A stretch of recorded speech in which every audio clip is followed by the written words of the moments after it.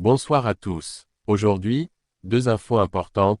D'un côté, le dinar algérien respire enfin un peu face à l'euro, mais est-ce vraiment la fin de la tempête?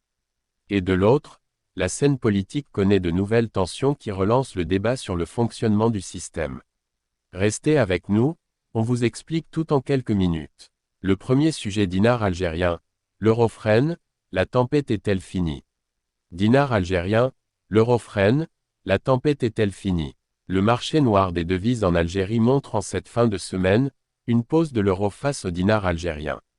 Après plusieurs semaines d'augmentation continue, la monnaie européenne connaît un léger repli sur les échanges informels. À Alger, Oran et Tizi Ouzou, les cambistes ont signalé jeudi un infléchissement de l'euro. Le billet de 100 euros, qui dépassait les 29 000 dinars la veille, se négociait entre 28 500 et 28 800 dinars à la vente. Selon des cambistes présents à Square Port Saïd, la baisse moyenne est d'environ 200 dinars. À l'achat, le repli est plus marqué. Les cambistes reprennent le billet de 100 euros entre 28 200 et 28 400 dinars. Certains vendeurs évoquent un désengorgement, reflétant une demande légèrement moins pressante depuis le début de la semaine. Les échanges restent toutefois prudents, et le marché peut évoluer rapidement au cours de la journée. Le marché noir observe également des variations modérées pour d'autres devises. Le dollar américain s'échange à 24 700 dinars à la vente et 24 400 à l'achat pour 100 dollars américains. Le dollar canadien est coté autour de 16 000 dinars à la vente et 15 700 à l'achat. La livre sterling reste stable à 30 400 dinars pour 100 livres sterling. Les valeurs officielles restent nettement inférieures au niveau du marché noir. La Banque d'Algérie affiche ce jeudi 150,9 691 DA pour 1 euro, 130,2 862 DA pour 1 dollar américain, 172,4 161 DA pour une livre sterling et 92,8 262 DA pour 1 dollar canadien. Les autres devises, comme le yuan, 18,3 979 DA, et le franc suisse, 161,8 764 DA, suivent la même tendance. Cet écart souligne la différence persistante entre les échanges officiels et parallèles. Une accalmie temporaire ou durable. La pause de l'euro sur le marché noir intervient après plusieurs semaines de hausse continue. Les clients suivent ces fluctuations pour préparer des voyages, régler des transactions internationales ou sécuriser des billets. Les cambistes rappellent que cette détente reste fragile et que le marché peut évoluer rapidement selon la dynamique de l'offre et de la demande. Le Square Port Saïd demeure un lieu central pour observer les variations du marché parallèle à Alger.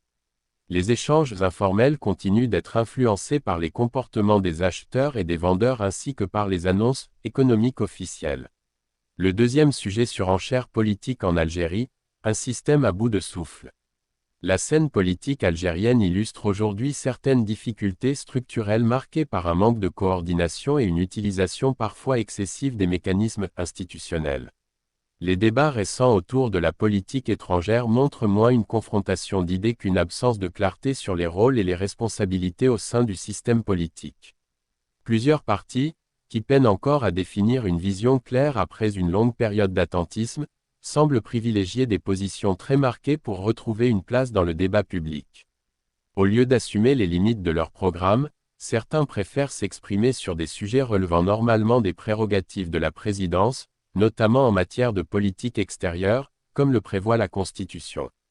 Dans un environnement institutionnel centralisé, ces prises de position témoignent davantage d'un manque de culture politique partagée que d'un réel désaccord stratégique. Elles reflètent également une tentative de regagner une visibilité politique dans un contexte où le fonctionnement global reste fortement encadré. Parallèlement, un autre parti a choisi d'ouvrir un débat autour de la loi relative au discours de haine. En remettant en question certains aspects de ce texte, il semble ignorer qu'il a lui-même participé à son adoption, une situation qui révèle des contradictions internes et des positions parfois changeantes selon les circonstances. Cette posture risque d'alimenter des tensions identitaires que le pays cherche depuis longtemps à dépasser. Ces divergences entre les discours officiels, les pratiques politiques et la communication publique montrent qu'une partie de la classe politique, malgré les changements intervenus depuis décembre 2019, n'a pas encore pleinement engagé le renouvellement annoncé. Certaines méthodes et habitudes héritées du passé continuent ainsi à influencer la vie politique actuelle, ralentissant l'évolution souhaitée par une grande partie de la société. Merci à toutes celles et ceux qui prennent le temps de regarder cette vidéo. Votre soutien et votre présence comptent énormément pour la chaîne.